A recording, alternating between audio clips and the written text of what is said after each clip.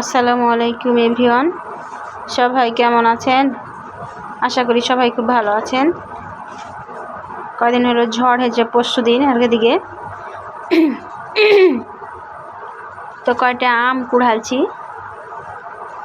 তো কালকে ভালো লাগলো না শরীরটা, সে লাগা আচার করতে পারিনি। আর বৃষ্টি হয়েছে এদিকে, আগে দিকে সব দিকেই হয়েছে কম বেশি। তো সে লাগে আজকে আবহাওয়াটা মনে হচ্ছে একটু ভালো। সে লাগে সকাল সকাল আম ছিলতে শুরু করেছি, দেখতে পাচ্ছেন আপনারা। আমের আচার এর আগে করেছিল অল্প একটু, ছেলেপিলের বাড়িতেও আর বেটা বেটি খেয়াল আছে। তো এখন ফের একটু করি অল্প করে। এগুলো হলো বাড়ি ফোর আম, দেখলে হয়তো আপনারা চিনতে পারবেন। তো আমগুলাকে আমি সব ছিলে নিনু, ছিলে ভালো করে পানিতে ধুয়ে এখন চলে এনু রান্নাঘরে। এই যে পানি ফুটছে, এর মধ্যে দিব হচ্ছে হলুদ দিয়ে গড় গড় করে পানিটা ফুটতে লেগেছে। এখন ছিলা আমগালা ওই পানির মধ্যে দিয়ে দিন, দেখতে পাচ্ছেন। আমগালাকে অত বেশি সিদ্ধ করব না, হালকা একটু সিদ্ধ করব। একটু ঢেকে দিন, দেখেন পানির বলক উঠেছে কত সুন্দর। আমি হলুদের কালারও ধরেছে। তো একটু লাড়ে চেড়ে উল্টা পাল্টা দিনু। এখন আবার আর একটু ঢেকে দিব। এখন পাতিলটা ছোট হয়ে গেছে, আমি একটু বেশি হয়ে গেছে। তো যাই হোক, হয়ে গেছে প্রায়।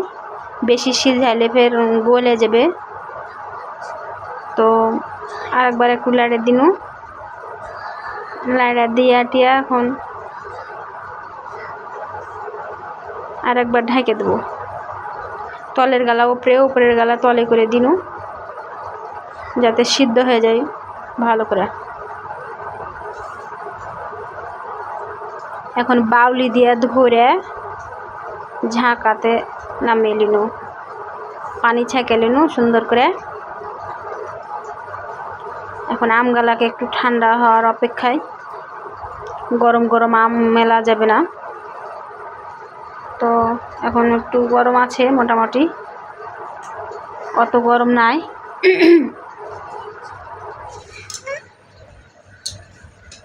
তো একটা একটা করে আমগালাকে আমি দিয়ে দিনু কুলাতে আর ঝাঁকাতে দিয়ে এখন চলে যাবো ছাদে। আগে আছে আল্লাহর রহমতে, রোদ মেঘ ঝড় বৃষ্টি লাগাই থাকবে, তাও করতে হবে। এখন একটু ঝলমলে রোদ উঠেছে, সে লাগে দিয়ে দিন রোদে ঝাঁকাতে কিছু, আর কিছু হচ্ছে কুলাতে, বাঁশের কুলা বাঁশের ঝাঁকা, এটাতে দিলে একটু বাতাস খাইতে পাই। সে লাগে দিয়ে দিন। এখন চলে এনু ফের নিচে রান্নাঘরে রসুন ছিলালছি। এখন রসুনটাকে একটু ভালো করে ধুয়ে নেবো, দিয়ে রসুনটাকে একটু থেতলাবো।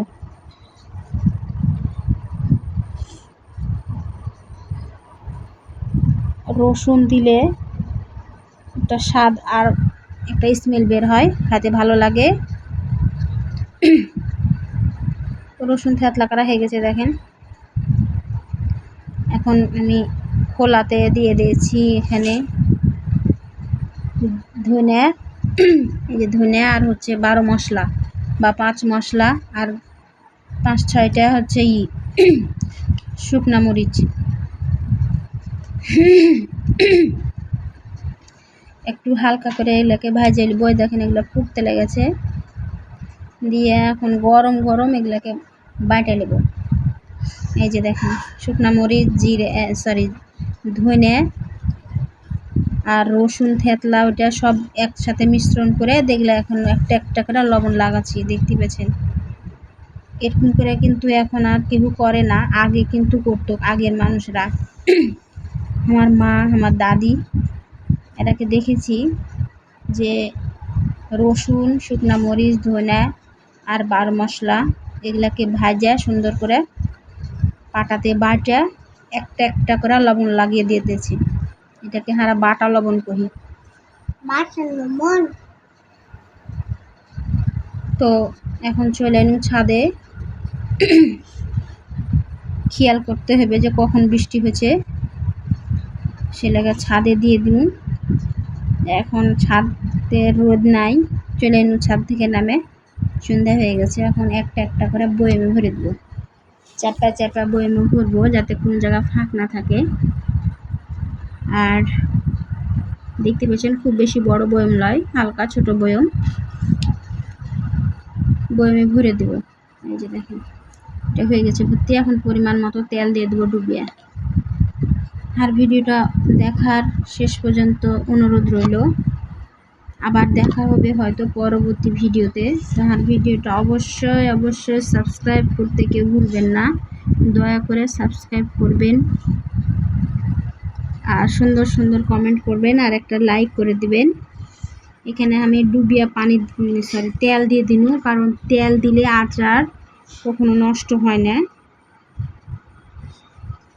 আচারের ওপর থেকে তেল দিয়ে রাখতে হবে, তাহলে ভালো হবে। এখন এই ছোট্ট একটা বয়ম, এটাতে গায়ের তেল মাখিয়ে দিন, দিয়ে তখন একটা একটা করে সব খেয়ে দিন।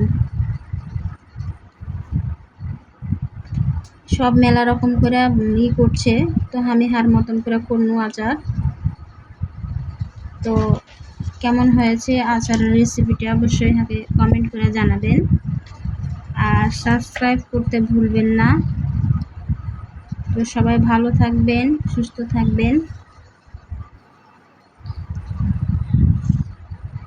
আল্লাহ হাফেজ।